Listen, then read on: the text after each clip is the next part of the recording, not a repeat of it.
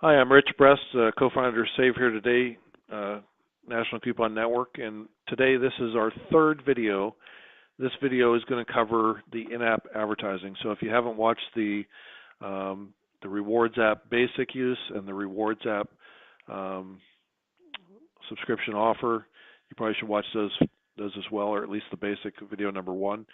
But video number three is going to cover in-app messaging, and this is solely for the purposes of your advertisers and so forth, but the same methods can be used for different retention tactics and so forth, and talking to subscribers within the app, with different subscription-related messaging and so forth.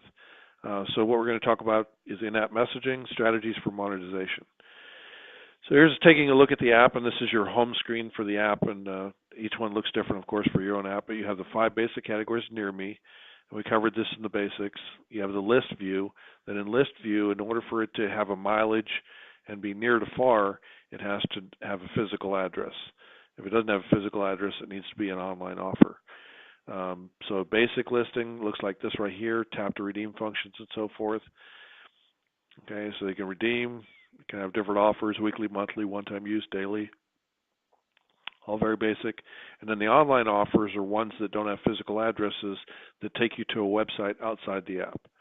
So you can see the newspapers using it for their purposes here, but advertisers, food trucks, anyone that works from home that doesn't have a physical address can all use that different type of online offer. They just don't have the redemption function. So if the coupon is listed on a website or a Facebook page, or the discount is one where you use a promo code on a website, this would fit very well for that.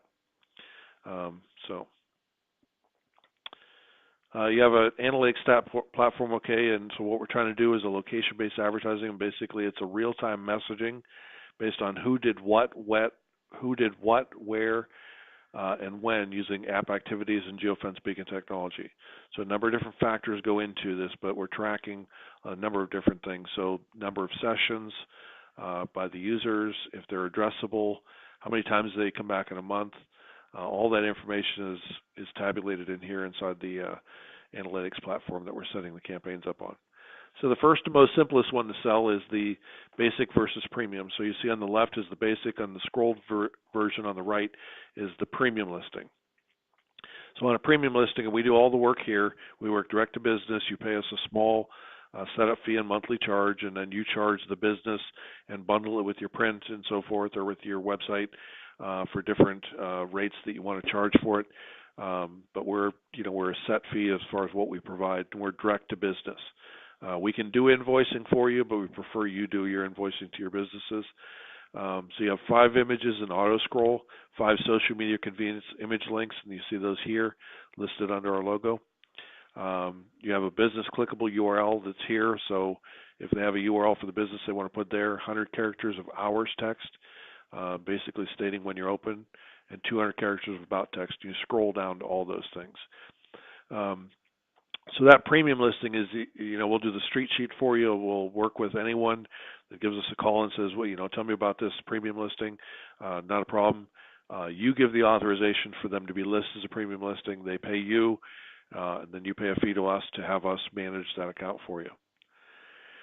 As part of that premium listing, you get one push notification or one notification for them to use that's tied to a geofence. So the most basic way to use this is to have a message go out when somebody crosses within 300, 400, 500 meters of a business, talking about why they should stop by your business, limiting that as far as how often that user can see that message, so you're not bombarding them with messages every day with the same thing. But it's personalized, so we want it to come out to who we want to receive it. That's in that area. You can set it to the optional days of the week and hours of the day. You can also set what's called a dwell option, meaning that if you're within 300 meters of my business, but I only want you to get the message when you've been in the geofence area for 5 minutes, I can set it that way. We can set it for 6 a.m. to 2 p.m. Monday through Friday. So that opens up opportunities there to set additional messages for other days and times. So if I want that message to go out those different days and times and different messages to go out, those are additional campaigns to where they would purchase those services, and we'd program those for those different days and times for that business. If I wanted this message to go out promoting my business and the discount on the app, and I wanted it to go out when a person crosses a geofence at my competitor's location, I can do that as well. So you can see how this can really expand into a number of different campaigns that you could sell to the business to reach customers and bring them in to the business. So microlocation targeting is, delivering timely, personalized, relevant, location-based content. Consider one or more or all of the following when you're doing that. So to set a segmentation or a campaign, you have a user type, subscriber, non-subscriber, promo code, everything's individual by promo code, subscriber versus non-subscriber, proximity or location, so where they've crossed a geofence, where they haven't, where they've dwelled in a period of a geofence, different things like that, Bluetooth beacons, where they come in range of those. So all the location data that we collect for those that gave authorization for location. So the day of the week, and time of the day can be factors. So if something needs to go out at a certain time to notify somebody of something happening in the future, you can do that. On the home delivery offer on video number 2, that was one that was scheduled for a day and time that was optimal for the users or when they come back to the app. Anything based on the user's in-app activity, both past and current. So when they do something, then you send a message. When they have done something in the past, you send a message. Or third visit in 14 days is a free appetizer or something like that. All those things are all possible, even limiting it down to certain locations and user types, so you can put all those together. Cohort analysis based on KPIs is basically when we get somebody to do what we set out to do as a key performance indicator. A good example of that is the home delivery offer that was in video 2. So if we get somebody to subscribe, we then take that user's record of activity, geofence crossings, and we take kind of a snapshot of that user and say, okay, now in the database, how many other folks look like this user that have been in the app this many times, have crossed these certain locations or been to these businesses or used offers at these locations, and take a look at people similar to that person who would be their cohort, and then apply that campaign to that user without waiting for them to do a geofence crossing or a beacon or whatever the trigger is for the event to occur as far as the in-app messaging. So that's more we can talk about when we get into the program with you. So triggering of an event, app users enters a geofence or a range of a beacon. We'll talk about what each of those are if you're not familiar. So geofence or geotargeting, basically an outdoor geofence is using satellite and the location services on your phone. So as a virtual perimeter for a real-world geographic area, I need an address and then a distance outside that address. A geofence could be dynamically generated as in a radius around a store or point of location. So you can geofence any location you want, stadiums, malls, Walmarts, whatever. You don't need anybody's authorization. You just geofence them and set whatever parameter you want, perimeter on each of those different fences. And app users, when they come in within range, if they have location turned on, you're able to tell that they were there. And, of course, react with the messaging. Bluetooth, on the other hand, is an actual device. So that actual little Bluetooth device is deployed by us to the businesses, and then 150 feet line of sight. Anyone that comes in contact with that signal coming off that Bluetooth device does the same as a geofence. It triggers an event to occur, as well as collects the information on the user. And it's more of a precise indoor location, whereas geofence, sometimes satellites read correctly, sometimes they don't, as far as knowing where you're at with your phone, and the accuracy isn't the same as a beacon. So there's two different methods hand in hand. If you roll both of those into a campaign, the user doesn't get two messages, they still only get one for whichever picked up that user. And this does require the Bluetooth on the phone to be on. Just different technologies that are out there. Whenever you do a program with us, we're going to geofence a number of different areas for you in advance at no cost. What we're doing here is we're looking for opportunities.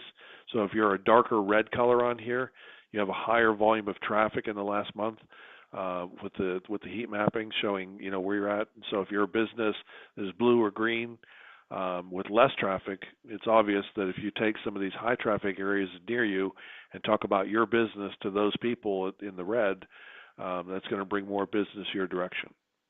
So, but again, you can do different campaigns based on dwell and so forth, and it's all about getting people to the threshold of the business. And of course, they know what to do after that. But this tracking we do at no charge, just to find out where everybody's at and so forth, and be able to react with messaging.